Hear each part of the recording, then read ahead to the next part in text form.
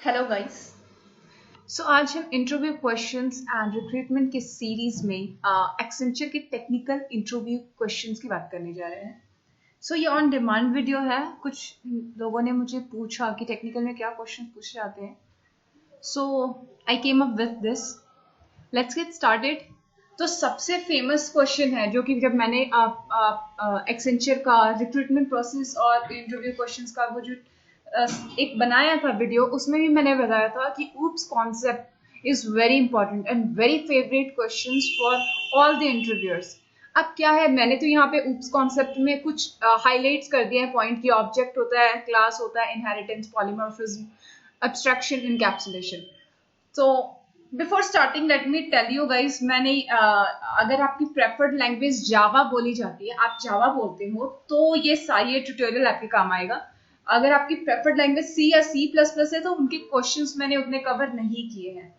ये it's completely based on Java. Because अगर आप सी एस बैकग्राउंड से हो या नॉन सी एस बैकग्राउंड से हो, तो मैं नॉन सी एस वालों को बोलना चाहूंगी कि अपनी प्रेफर्ड लैंग्वेज अगर सी सी प्लस प्लस जावा में से चुनना है तो जावा ही रखना, क्योंकि जावा के जो इंटरव्यू होता है वो क्रैक करना इजी होता है। उनके क्वेश्चंस लिमिटेड होते हैं, क्योंकि अगर आपने कोर जावा पढ़ लिया, अगर कोर जावा की थ्योरी आपकी लगी टाइम सिर्फ एक हफ्ता में आप थ्योरी कंप्लीट कर सकते हो। और रही बात प्रैक्टिकल की यानी प्रोग्राम की, तो सिर्फ गिने चुने प्रोग्राम है जो कंपनीज के इंटरव्यू में पूछे जाते हैं प्लेसमेंट पे, और उस चीजों को आप जल्दी से प्रिपरेशन कर ले तो बहुत इजीली हो जाएगा आपके लिए इंटरव्यू क्रैक करना। ये नॉन आईटी वालों के लिए बात थी। अब अगर क्वेश्चन किया जाता है what are the various oops concept, guys एक बात याद रखना, अगर आपका फेवरेट क्वेश्चन इंटरव्यूअर ने किया तो आपको सबसे ज्यादा टाइम लगाना है उसको आंसर देने में। आई रिमेम्बर लाइक अगर उस चीज को हम ज्यादा खींचते हैं ना, हमारा इंटरव्यू कितने आवर का होता है, आधे घंटे का होता है या 45 मिनट का होता है। इसी चीज में हमने 10 मिनट लगा लिया, 10 मिनट में खींच लिया, तो सोचो ना आगे की एक प्रोबेबिलिटी कम हो जाती है कि आपसे वो क्या क्वेश्चंस करेगा और आप उसके जल्दी जल्दी जवाब दे सकते हैं, राइट। तो अपने फेवरेट क्वेश्चंस को बहुत इलैबोरेट करके ही बताएं। और ये सबसे उनका फेवरेट क्वेश्चन होता है ऊप्स कॉन्सेप्ट बताओ। और उस ऊप्स कॉन्सेप्ट में आपको ये पॉइंट्स तो बताने हैं, प्लस इनकी डेफिनेशन, इनका एग्जाम्पल देना है, मतलब सामने उनको बताना है कि भाई उनको रोकना पड़े कि भैया रुक जाओ, ठीक है मैं समझ गया oops concept according to you क्या है। अब रही बात इसी में, अगर मैं बात कर दूं पॉलीमॉर्फिज्म की, पॉलीमॉर्फिज्म 2 टाइप के होते हैं, तो उसमें भी आप अच्छे से डिफाइन कर सकते हो, इलाबोरेट कर सकते हो। तो ये ज्यादा टाइम लेगा आपको बताना। जैसे polymorphism, run time polymorphism, compile time polymorphism, वो क्या है, रन टाइम को बताने लग जाओ, कंपाइल टाइम पॉलीमॉर्फिज्म को बताने लग जाओ। तो ट्राई टू इंगेज योरसेल्फ इस क्वेश्चंस को, मतलब अगर फेवरेट क्वेश्चन आपसे पूछा जा रहा है तो उनको इंगेज करो इस क्वेश्चन में, उनको फोर्स करो कि वो तुम्हें रोके तुम्हारे फेवरेट क्वेश्चन में। अब बात करते हैं, ये मैंने उन क्वेश्चंस को लिया है जो बहुत बार पूछे गए हैं एक्सेंचर में। जावा प्लेटफॉर्म इंडिपेंडेंट क्यों है? सो गाइस इसको रटने की जरूरत नहीं है, सुनो ध्यान से। जावा का कोई भी एप्लीकेशन आप विंडो में चलाते हो तो हमेशा कोई भी जावा का एप्लीकेशन रन होने के लिए वो बोलता है कि भैया मेरे को जेडीके जेबी कुछ चाहिए, मैं ऐसे नहीं रन हो सकता, ठीक है। आप रन करते हो तो एरर आ जाता है, राइट। तो हम क्या होते हैं, हमने विंडो में, अगर याद होगा, जावा होम सेट करते हैं, जेडीके इंस्टॉल करते हैं, तो वो क्या है, वो एक जावा वर्चुअल मशीन हमारे ऑपरेटिंग सिस्टम पे एक रैम में जगह ले लेता है। जावा वर्चुअल मशीन हमारे रैम के अंदर रहता है और जगह ले लेता है कि ठीक है, अगर जावा से रिलेटेड तुम कुछ भी एप्लीकेशन रन करोगे, कोई भी क्वेरी, कोई भी प्रोग्राम रन करोगे, तो मैं रन कर दूंगा, ये मेरी रिस्पॉन्सिबिलिटी है। ये क्या होता है, जावा वर्चुअल मशीन का काम होता है। तो इसीलिए जो जावा है वो प्लेटफॉर्म इंडिपेंडेंट है। मतलब हम क्या होता है, जावा का यहाँ पे मैंने सिंपल सा डेमोन्स्ट्रेशन लिया है। जावा का कोड जब कंपाइलर में आता है तो कंपाइलर किसी भी कोड को बाइट कोड में कन्वर्ट करता है, और वो बाइट कोड ही हमारे जेवीएम में रन होता है। तो यहाँ पे मैंने यही चीज, सेम चीज यहाँ पे मैंने बताई है। Java is a platform independent, that means we can execute our code in any operating system, चाहे वो विंडो हो, लिनक्स हो, मैक हो। बेसिकली ये डायरेक्टली विंडो, लिनक्स, मैक पे थोड़ी ना हो रहा है, ये तो जेवीएम पे हो रहा है, और जेवीएम हमारे कहाँ पड़ा है, जेवीएम रैम में पड़ा है। तो अल्टीमेटली जावा प्लेटफॉर्म इंडिपेंडेंट हो गया ना। तो बस यही है, यही चीज को अगर आपको पढ़ना है तो वीडियो पॉज करके पढ़ सकते हैं। नेक्स्ट क्वेश्चन की बात करें, what do you understand by exception handling.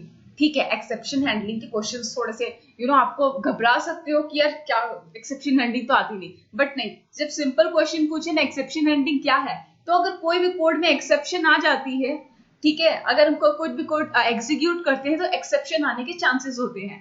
तो एक्सेप्शन हैंडलिंग क्या कहते हैं, उन एक्सेप्शन को हैंडल करना, यानी try, catch, throw, throws, finally, ये सारे तरीके हैं एक्सेप्शन को हैंडल करने के। अब आप इसमें अर्थमेटिक एक्सेप्शन बोल दो, अर्थमेटिक एक्सेप्शन में अगर मैंने 0 से डिवाइड कर दिया वो तो ऑपरेशन हो नहीं सकता, तो वो क्या है, वो एक एक्सेप्शन हुआ। अब मैंने एक प्रोग्राम लिखा है जिसमें फाइल का पाथ मैंने गलत दे दिया है, तो फाइल नॉट फाउंड आएगा, वो भी एक एक्सेप्शन है एक टाइप का। तो ये क्या है, सारे एक्सेप्शन है। तो अगर प्रोग्राम में कभी भी एक्सेप्शन आ जाता है एग्जीक्यूशन के during execution, then due to the occurrence of exception execution of program get halted, तो वो प्रोग्राम रुक जाता है, वो चलता नहीं है। एक्सेप्शन आने के, आपने कोई भी प्रोग्राम रन किया होगा, आपने देखा होगा array index out of bound exception, तो वो प्रोग्राम चलता है क्या, आपको आउटपुट मिलती है क्या, नहीं मिलती है। तो बेसिकली वो क्या है, सिंपल सी चीज है भाई, ठीक है, एक्सेप्शन की वजह से प्रोग्राम रुक गया। अब हैंडल कैसे करना है, ट्राई कैच ब्लॉक लगा के, थ्रो, थ्रोज, फाइनली, ये सारी चीजें, ये जो टर्म्स है वो एक्सेप्शन हैंडलिंग में ही आती है। सो सिंपल है, याद करना। अब बात करते हैं चेक्ड और अनचेक्ड एक्सेप्शन की। तो एक बात याद करना, मैंने भी ऐसे ही याद किया था, चेक्ड एक्सेप्शन, चेक्ड सी से शुरू होता है, सी से शुरू होता है ना, तो चेक जो सी से शुरू होता है वो हमेशा compile time, eight compile time आएगा। ये मैंने ऐसे याद किया था क्योंकि मुझे कई बार कंफ्यूजन होती थी कि चेक्ड एक्सेप्शन कंपाइल टाइम पे होता है या रन टाइम पे होता है। तो मैंने सी चेक्ड एक्सेप्शन सी से शुरू होता है तो वो एट कंपाइल टाइम वो एक्सेप्शन ऑकर होता है, और unchecked exception at run time exception वो होता है। तो ये चेक्ड एक्सेप्शन होता कैसे है, अगर कंपाइल टाइम पे एक्सेप्शन आ रहा है तो क्या होगा, during the execution of a program it is called checked exception, we should handle this exception using try catch block। तो हम checked exception को हमेशा try catch block लगा के and throws लगा के exception को handle करते हैं। और जो unchecked exception है, अगर कोई भी exception run time पे आता है तो प्रॉब्लम कहाँ होगी पता है, प्रॉब्लम आपके लॉजिक में होगी, आपकी एरर आएगा आपके लॉजिक में, आपने कुछ कोड लिखा होगा, अगर वो लॉजिकली इनकरेक्ट होगा ना तो आपका रन टाइम एक्सेप्शन आएगा, वरना आपका कंपाइल टाइम एक्सेप्शन आएगा। अब इसके कुछ एग्जांपल पूछ सकते हैं कि कंपाइल टाइम एक्सेप्शन में क्या है। तो कंपाइल टाइम एक्सेप्शन, यहाँ पे चेक्ड एक्सेप्शन, इसको कंपाइल टाइम एक्सेप्शन बोल दो या चेक्ड एक्सेप्शन बोल दो, बात बराबर ही है। क्लास नॉट फाउंड एक्सेप्शन कैसे याद रहेगा, मैं आपको बताती हूँ। File not found, class not found, ये तो एक्सेप्शन में आपको इजीली याद रहेगा कंपाइल टाइम पे। मैं बताती हूँ, आपने कोई पाथ डिस्क्राइब कर दिया कि भैया फाइल का मैंने प्रोग्राम बनाया है, फाइल का पाथ मैंने कुछ दे दिया, अगर मैंने फाइल का पाथ ही गलत दे दिया, जब वो कंपाइलर एक एक करके लाइन को कंपाइल कर रहा होगा तो उसको पता चलेगा भाई ये तो पाथ है ही नहीं, ये तो एग्जिस्ट ही नहीं कर रहा है, ये तो दिख ही नहीं रहा है, तो फाइल नॉट फाउंड आ जाएगा। ठीक है, क्लास नॉट फाउंड, अगर किसी चीज को, अगर मैंने अपना प्रोजेक्ट रन किया, अगर वो क्लास ही अवेलेबल नहीं है जिसको वो मांग रहा है तो क्लास नॉट फाउंड हो जाएगा। तो ये बहुत दो जो फेमस जो याद रहते हैं ना बच्चों को, वो ये है, चेक्ड एक्सेप्शन में क्लास नॉट फाउंड और फाइल नॉट फाउंड। और एसक्यूएल एक्सेप्शन भी है, आईओ एक्सेप्शन भी है, SQL IO class and file not found. और अनचेक्ड एक्सेप्शन में क्या है, नल पॉइंटर एक्सेप्शन, या स्पेशली नल पॉइंटर एक्सेप्शन ना, इसको फाइंड आउट करना बहुत मुश्किल होता है, मतलब ये कंपाइल टाइम पे नहीं शो होता है। मैंने अपने प्रोग्राम में नल हैंडलिंग की है नहीं, अगर सपोज उसकी वैल्यू अगर यूजर नल एंटर करा दे तो क्या होगा, मैंने तो प्रोग्राम ऐसा लिख दिया कि कुछ भी वैल्यू डालो भैया, ऐसी लॉजिक होके ऐसा आउटपुट मिलेगा। लेकिन क्या अगर मैंने नल पॉइंटर एक्सेप्शन ही हैंडल नहीं किया तो कंपाइलर बताएगा क्या, कंपाइलर को तो मतलब है कि सब चीजें सही से चल रही है, तो कंपाइल टाइम एरर तो आएगा नहीं। तो नल पॉइंटर एक्सेप्शन अनचेक्ड का एग्जांपल है। अरिथमेटिक एक्सेप्शन, अब कुछ अरिथमेटिक ऑपरेशंस में कर रही हूँ, सपोज मेरे यूजर ने जो इनपुट्स डाल रहा है वो 0 से डिवाइड कर दिया, कंपाइल टाइम में तो उसको नहीं पता चला कि मैंने इस चीज को हैंडल किया है या नहीं, वो तो अपने आप सही तरीके से सब कुछ बता देगा, बट यूजर जो इनपुट डाल रहा है वो गलत है, वो आपकी कैसे शो होगी, आपके रन टाइम पे शो होगी। तो वही है arithmetic exception, index out of bound exception. Index out of bound कैसे, खुद सोचो, अगर इंटरव्यूअर पूछ दे index out of bound exception checked है अनचेक्ड, दिमाग लगाओ, देखो इंडेक्स आउट ऑफ बाउंड कैसे है, अगर एज ए यूजर मैंने कुछ वैल्यू को इतने ज्यादा बड़े वैल्यू से मल्टीप्लाई कर दिया कि मेमोरी ही नहीं है उसकी।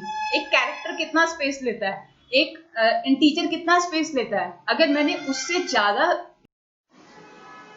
तो वही नंबर ऑफ उसकी मेमोरी ज्यादा ले रहा है तो क्या same index out of bound exception ही थ्रो करेगा, राइट। सिंपल है याद करना। नाउ अब होपफुली आपको याद रहेगा, कंपाइल टाइम पे चेक्ड आता है, अनचेक्ड आता है रन टाइम पे। Now the next question is recursion और रिकर्सिव क्या होता है, रिकर्सिव फंक्शन क्या होता है। तो कोई भी फंक्शन जो कोई भी मेथड जो अपने आप को कॉल करे उसको रिकर्सिव मेथड कहते हैं, ठीक है। और recursion is a process of calling a method by itself. और रिकर्शन क्या है, एक प्रोसेस है। और रिकर्सिव फंक्शन क्या है, रिकर्सिव मेथड क्या है, a method which call itself is called recursive method which call itself। यहाँ पे मैंने एक सिंपल सा फिबोनाची सीरीज का एग्जांपल लिया है। अब फिबोनाची सीरीज में यहाँ पे मैंने एक प्रिंट फिबोनाची एक मेथड एक बनाया है। इसमें क्या हो रहा है, आपका काउंट ले रहा है और आपका मैनिपुलेशन कर रहा है चीजों को फिबोनाची बनाने के लिए। और प्रिंट फिबोनाची बार बार इसी मेथड को वो कॉल कर रहा है काउंट की वैल्यू -1 कर करके। तो ये क्या है, मेथड इज कॉलिंग इटसेल्फ और इसी को कहते हैं रिकर्सिव मेथड, बस और कुछ नहीं है। Okay let's move. तो आपको डिफरेंशिएशन पूछ सकता है C C++ या C जावा या फिर C++ और जावा में कोई भी डिफरेंशिएशन डिफरेंशिएट करने को दे सकता है। अब आपको ध्यान रखना है C जावा में बेसिकली क्या डिफरेंस है। तो C प्रोसीजरल लैंग्वेज है, पता है आपको, और जावा C++ क्या है, ऑब्जेक्ट ओरिएंटेड लैंग्वेज आया। और जावा भी ऑब्जेक्ट ओरिएंटेड लैंग्वेज है but not pure as it also support primitive data type. Primitive data type को भी सपोर्ट करता है, इसलिए भी ये भी एक ऑब्जेक्ट ओरिएंटेड है फिर भी, ठीक है। आपका जावा प्लेटफॉर्म इंडिपेंडेंट है और ये आपके C जो है C language is platform dependent and C++ is also platform dependent. तो सिंपल सा है दोनों का difference. Java does not support pointer और C++ आपने देखा होगा कि पॉइंटर के कॉन्सेप्ट ने ही सब कुछ दिमाग खराब करके रखा था। मतलब आई डोंट नो जिसको C++ इजी लगती होगी उनके लिए बहुत सही है। और जावा एज कम्पेयर टू ये पॉइंटर की चीजें नहीं है जावा में, इसीलिए जावा इजी है। Now we cannot create our own package in C language, या of course हम कोई भी पैकेज क्रिएट नहीं कर सकते हैं। In C++ language also we cannot create our package, but Java में हम कर सकते हैं। And Java does not support multiple inheritance। Multiple inheritance Java support नहीं करता है। और C क्या करता है, we can use multiple inheritance। और इसमें तो कोई कॉन्सेप्ट ही नहीं है C में inheritance वगैरह। ये किसके पार्ट है, ये सारे जब नई प्रोग्रामिंग लैंग्वेज आ गया तब ये सब आया, एब्स्ट्रैक्शन, ये सब इनकैप्सुलेशन, तो ये C में तो आएगा ही नहीं। There is no concept of inheritance. तो ये बेसिक डिफरेंस याद कर ले क्योंकि पूछे जा सकता है। ये नॉन आईटी वालों से बहुत ज्यादा चांसेस है ऐसे इजी क्वेश्चन पूछने के। नाउ ओवरलोडिंग और ओवरराइडिंग, मैं आपको कहूंगी अगर इनकैप्सुलेशन आप डीप में पढ़ोगे ना, एक कंपाइल टाइम इनकैप्सुलेशन होता है, एक रन टाइम होता है, तो उसको आप डीप में पढ़ोगे तो वहीं पे आपको पता चलेगा ओवरलोडिंग और ओवरराइडिंग क्या कहते हैं।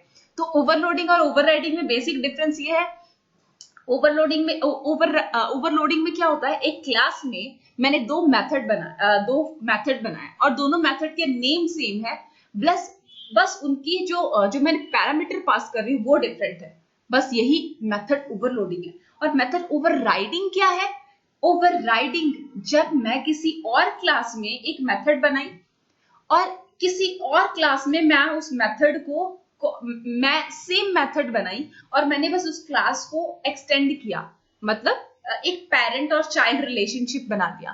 तो वहां पे जब ओवरराइडिंग का कॉन्सेप्ट आ जाता है उसी को कहते हैं overriding.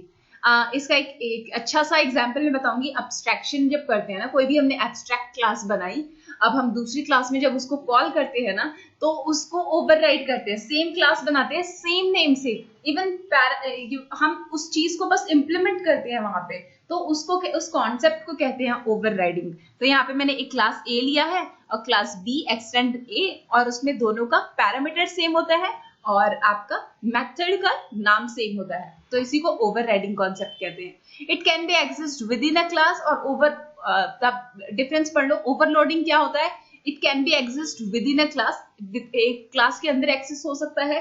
And method override required to class to be access करने के लिए इसको दो क्लास चाहिए ओवरराइडिंग को. Now return type may be change और may remain same with different parameter.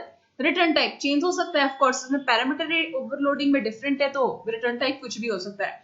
और return type should be same for both the method. Overriding में ओवरराइड ही कर रहा है किसी चीज को तो रिटर्न टाइप सेम होगा. मेरी बैटरी गई. Okay,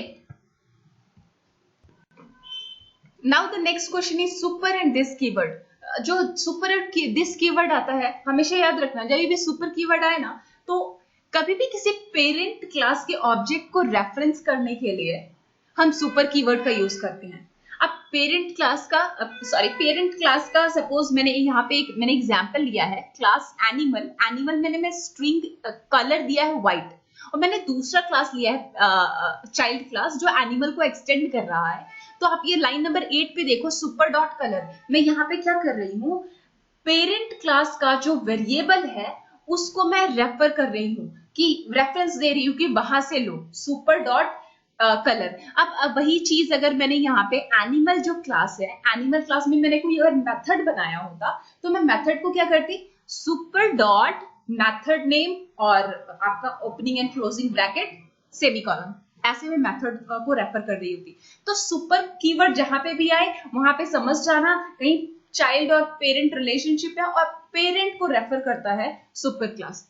Now let's read out. Super keyword is in Java, which is used to give reference to the object of parent class. Now super keyword cannot be used as an identifier and it is reserved keyword in the Java. ये तो पता ही है. Now this keyword. अब this keyword in Java is used to refer to the object of current class. हाँ, अब यहाँ पे मैंने स्टूडेंट का एक टेबल लिया है. स्टूडेंट के टेबल मैंने स्टूडेंट एक मेथड बनाया जिसमें रोल नंबर, नेम और फी दिया. अब रोल नंबर मैंने उन चीज को डिक्लेयर किया. सबसे पहले मैंने int roll number, string name, float fee को डिक्लेयर किया. अब मैंने इन जो मेथड के अंदर जो पैरामीटर है उसमें उसकी वैल्यू इस वाले में असाइन कर दी. तो दिस डॉट रोल नंबर यानी ये वाला roll number, int roll number में this dot roll number is equal to roll number. Method वाला जो रोल नंबर की वैल्यू आएगी वो उसमें चला जाए. This dot name is equal to name, this dot fee is equal to fee. तो दिस कीवर्ड कहाँ यूज होता है, दिस कीवर्ड करंट क्लास में यूज होता है, to refer to the object of current class. And this keyword can not be used as an identifier and it is a reserve keyword. तो ये तो ठीक है. Now the next question, what is interface in Java and can we implement multiple interface in one class. तो देखते हैं interface क्या होता है. Interface is Java is a way to achieve abstraction. Interface आया ही एब्स्ट्रैक्शन के लिए है, यानी सिक्योरिटी प्रोवाइड करने के लिए आपके कोड में. अब कैसे, जो इंटरफेस होता है ना, जब भी हम कोई इंटरफेस बनाते हैं, इंटरफेस में हम जो भी मेथड लिखते हैं, मेथड के पैरामीटर भी देंगे लेकिन हम मेथड की बॉडी कभी नहीं देंगे. क्यों नहीं देंगे, अब उसी चीज को हम इंप्लीमेंट करके कोई क्लास में उसकी इंप्लीमेंटेशन करेंगे उस मेथड की. समझ रहे हो, फिर से समझो.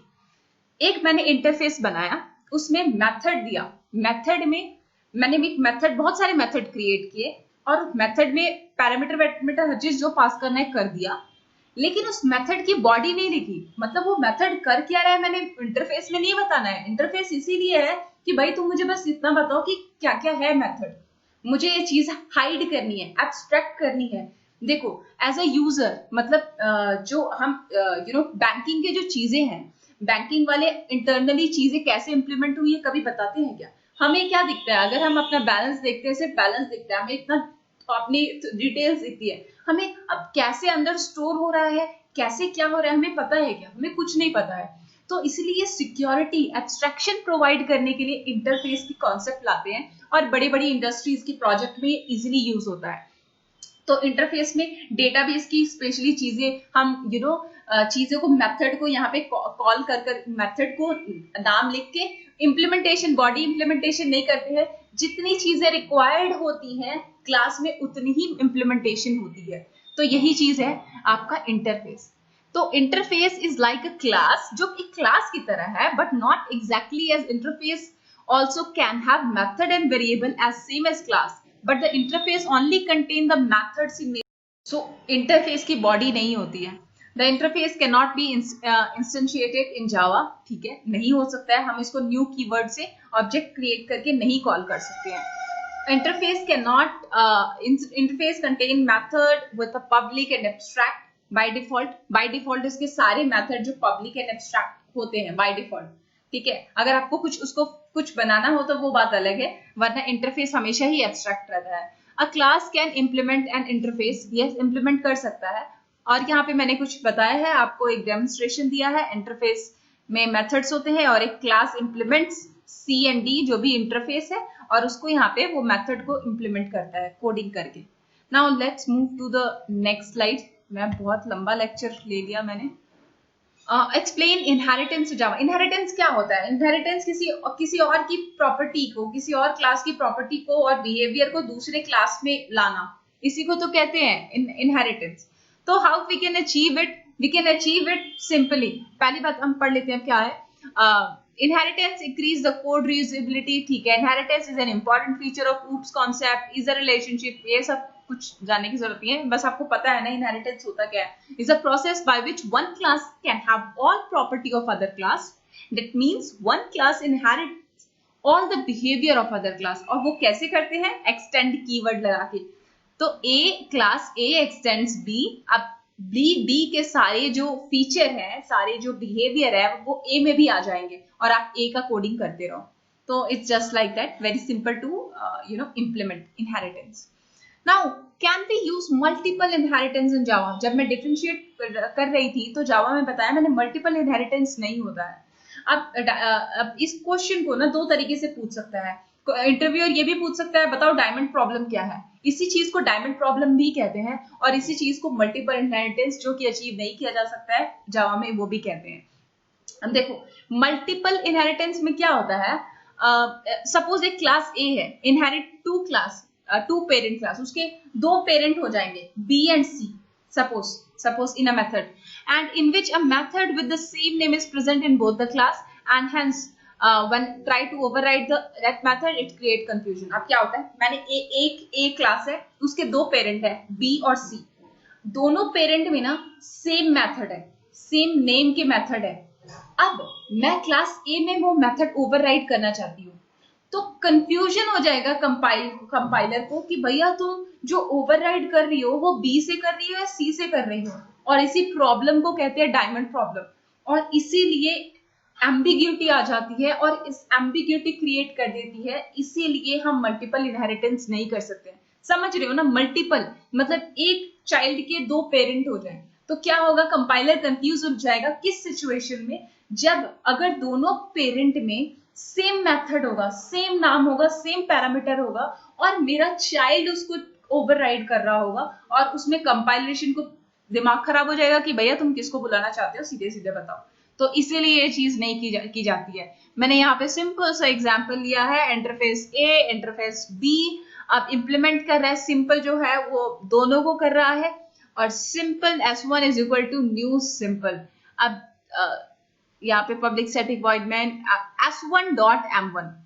अब M1 दोनों में है, M1 जो मेथड है दोनों में है. मैंने यहाँ पे उसका वो क्रिएट किया, ऑब्जेक्ट क्रिएट किया और बुलाने की कोशिश की, तो यहाँ पे एरर देगा, कहेगा कि भैया तुम किसको बुलाना चाहते हो, ये प्रॉब्लम नहीं हो, ये पॉसिबल नहीं.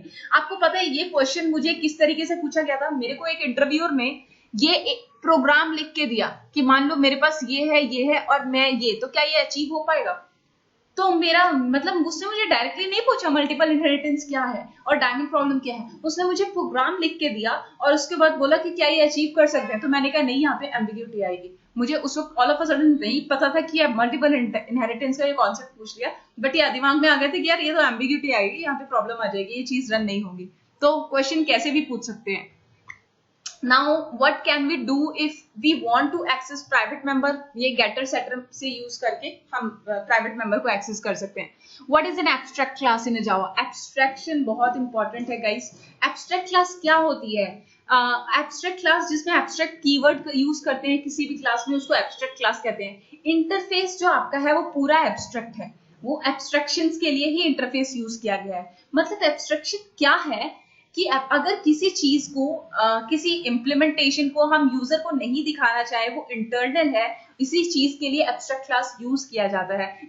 जैसे कि मैंने एग्जांपल लिया बैंकिंग का, बैंकिंग की इंटरनल इम्प्लीमेंटेशन क्या है, नोबडी नोज, एंड हमें भी जान के करना क्या है। As a user interface banking वाले सब कुछ दिखाने लगे तो हमें कितना कंफ्यूजन होगा। हमें जितना चाहिए उतना दिखाओ ना, हमें दूसरों के डिटेल्स या फिर XYZ तुम्हारा बैंकिंग कैसे चल रहा है उसके डिटेल जान के हम क्या करेंगे। तो वही है एब्स्ट्रैक्शन क्लास, इसीलिए आया। तो abstract class can not be instantiated मतलब हम न्यू कीवर्ड लगा के एब्स्ट्रैक्ट क्लास के मेथड को ऐसे कॉल नहीं कर सकते हैं, इसके ऑब्जेक्ट क्रिएट नहीं कर सकते हैं एब्स्ट्रैक्ट क्लास को, इतना आसान नहीं होता है, तभी तो उसको एब्स्ट्रैक्शन बनाया। अगर इजीली आप उसको कॉल कर सकते तो एब्स्ट्रैक्ट होने का फायदा क्या होता है। और एब्स्ट्रैक्ट क्लास अगर एब्स्ट्रैक्ट मेथड है, एब्स्ट्रैक्ट मेथड कभी भी बाय डिफॉल्ट वो कभी भी बॉडी नहीं होती, उसकी इम्प्लीमेंटेशन प्रॉपर नहीं होती है। उसका मेथड का नाम होगा, पैरामीटर होगा, बट इम्प्लीमेंटेशन प्रॉपर नहीं होगी। इसका एग्जांपल देती हूँ, अभी बेस्ट मैंने यहाँ पे बताया था जब मैं बता रही थी इनहेरिटेंस के बारे में। इनहेरिटेंस बाय डिफॉल्ट क्या होता है, एब्स्ट्रैक्ट होता है, राइट। और जब एब्स्ट्रैक्ट बाय डिफॉल्ट है तो उसकी हम बॉडी देंगे क्या, नहीं देंगे। तो वही है, एब्स्ट्रैक्ट क्लास की जो मेथड है उनकी बॉडी प्रॉपर नहीं होती है। तो इनको कैसे इंप्लीमेंट किया जाता है, इनको दूसरे क्लास में ओवरराइड करके इसकी बॉडी बनाई जाती है, इसके लॉजिक्स लिखे जाते हैं और फिर इसका इंप्लीमेंटेशन होता है। तो ये है abstract class. Now the overflow error, overflow से दिमाग में क्या आ रहा है, ओवरफ्लो कैसे होगा, अगर कोई चीज ज्यादा हो जाएगी, जैसे अर्थमेटिक ऑपरेशन किया हमने और ग्रेटर देन एक्चुअल स्पेस जो हमने कुछ वैल्यूज डाल दी तो वो ओवरफ्लो एरर देगा। सिंपल एग्जांपल है, यहाँ पे मैंने वही चीज लिखी है। Now what is difference between collections and collection. Collections और कलेक्शंस दोनों ही कलेक्शन फ्रेमवर्क के पार्ट है।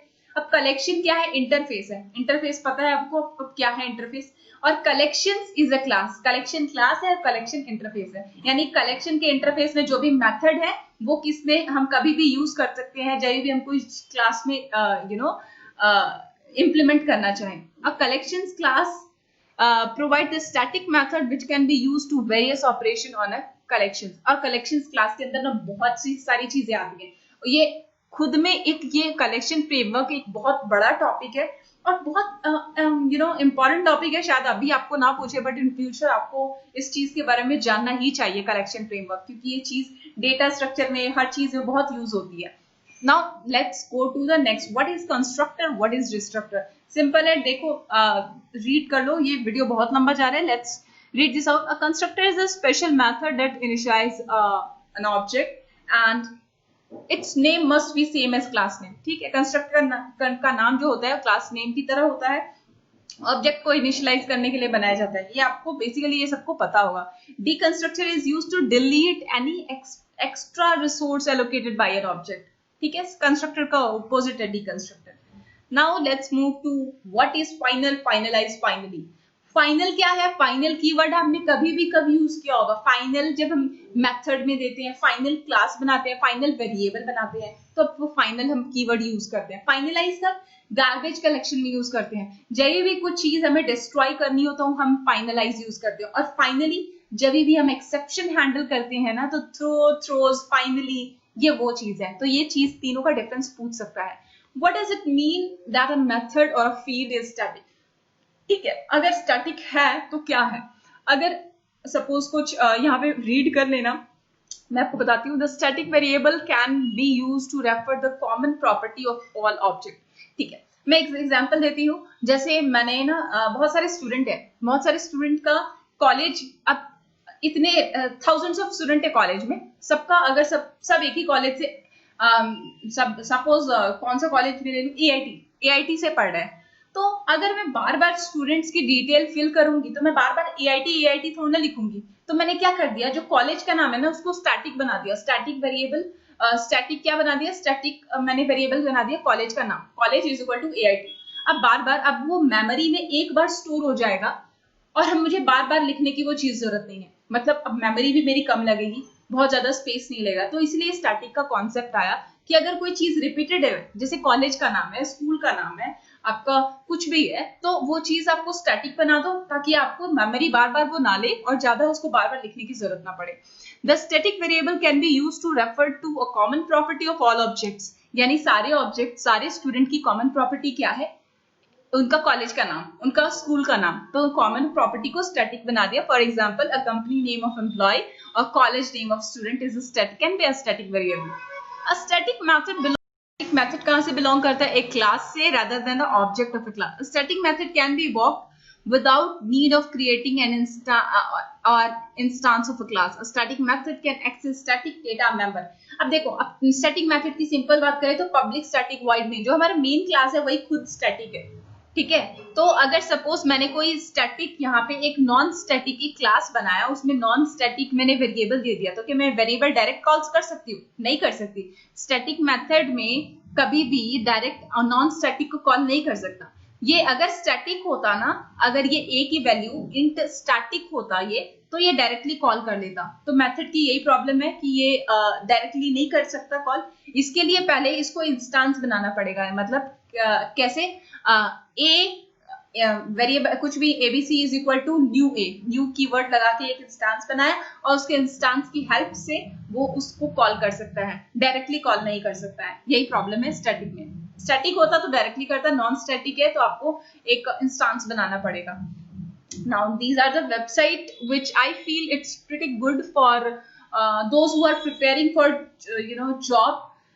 ये पर्सनली मैं ये वेबसाइट फॉलो करती हूँ, job for times. Job for times में हम जाना, आपके जावा के इंटरव्यू क्वेश्चंस की एक बहुत बड़ी लिस्ट होगी. You can go through that. और मैं अभी नहीं कहूंगी बिकॉज आपकी 1 वीक है या 2 वीक में आपकी प्लेसमेंट होने वाली है, बट जब भी टाइम मिले ना जरूर इसको आप गो थ्रू होना. और जॉब फॉर टाइम में कोर जावा की कॉन्सेप्ट जरूर सीखना. जॉब फॉर टाइम में कोर जावा की कॉन्सेप्ट ना पूरे डिटेल में बनाया है. मतलब अगर आप नॉन आईटी स्टूडेंट है ना, तो अगर आपको जावा सीखनी है तो जॉब फॉर टाइम मैंने खुद प्रेफर किया है उस चीज को समझने के लिए. और बहुत डिटेल में बहुत चीजें दी हुई है. एक ही एक ही जगह कंटेंट इतने अच्छे तरीके से समझा के दिया है कि which I prefer. Now let's go to DBMS. DBMS में ज्यादा क्वेश्चंस नहीं होते हैं, कुछ बेसिक्स क्वेश्चन होते हैं जो हमेशा पूछे जाते हैं. डीबीएमएस के लैंग्वेजेस क्या है? डेटाबेस के लैंग्वेज. अगर आप मेरे डेटाबेस के ट्यूटोरियल को फॉलो कर रहे हैं तो आप इजीली चीजों को समझ जाएंगे. स्पेशली नॉन आईटी स्टूडेंट जिनको शायद डेटाबेस अभी उन्होंने पढ़ा भी नहीं है. तो गाइस मैंने एक ट्यूटोरियल बनाया है, उसमें मैंने इतने सिंपल तरीके से डीबीएमएस पढ़ाया है कि आपको ना बाय हार्ट याद होने वाला है. डीबीएमएस के लैंग्वेज, उसके डेडलॉक पे भी मैंने एक वीडियो बनाया है. नॉर्मलाइजेशन पे भी मैंने जस्ट अभी कुछ दिन पहले एक वीडियो अपलोड किया है विच इज वेरी इजी. मतलब आप उसको एक बार उसको देखो, आपको सब समझ में आ जाएगा क्या है नॉर्मलाइजेशन. एंड डिफरेंट कीज क्या क्या है डेटाबेस में, आपको डिफरेंशिएट करने दे सकता है, प्राइमरी की, सेकेंडरी की और एनीथिंग. तो डीबीएमएस में बेसिक्स क्वेश्चंस आते हैं, ओएस के क्वेश्चंस आते हैं. ये मैंने देखा कि सेमाफोर हर जगह पूछा गया है. तो गाइस मैं ओएस पे ज्यादा डीप में नहीं पढ़ाऊंगी बिकॉज मैंने खुद ओएस मेरे को छोड़े बहुत टाइम हो गया है. तो सेमाफोर मैंने देखा बहुत बच्चों से क्वेश्चन पूछा गया है एंड टाइप्स ऑफ सेमाफोर. तो ये आप पढ़ ले. आई गेस नॉन आईटी वालों से शायद ना ही पूछे, बट आईटी वालों से जरूर पूछ सकते हैं सेमाफोर क्या है, टाइप्स ऑफ सेमाफोर क्या है. Explain the different phases of compiler की फेजेस भी पूछ सकते हैं. ये कुछ क्वेश्चंस है जो ओएस से पूछे गए हैं which I feel like pretty weird कि ओएस ऑपरेटिंग सिस्टम से क्यों पूछ रहे हैं questions. But this is all about the technical series of Accenture. So hope you guys like this video. अगर आपको हेल्पफुल लगा होगा तो प्लीज प्रेस थम्स अप. और अगर आपने अभी भी सब्सक्राइब नहीं किया है गाइस तो please go ahead and subscribe to my channel. इस पे बहुत यूजफुल कंटेंट आते रहेंगे for placement point of view और आपको बहुत हेल्प करेंगे. I'll be keep on uploading different companies interviews, questions and companies recruitment process and all that stuff. So please go ahead and subscribe to this channel. Thank you for watching.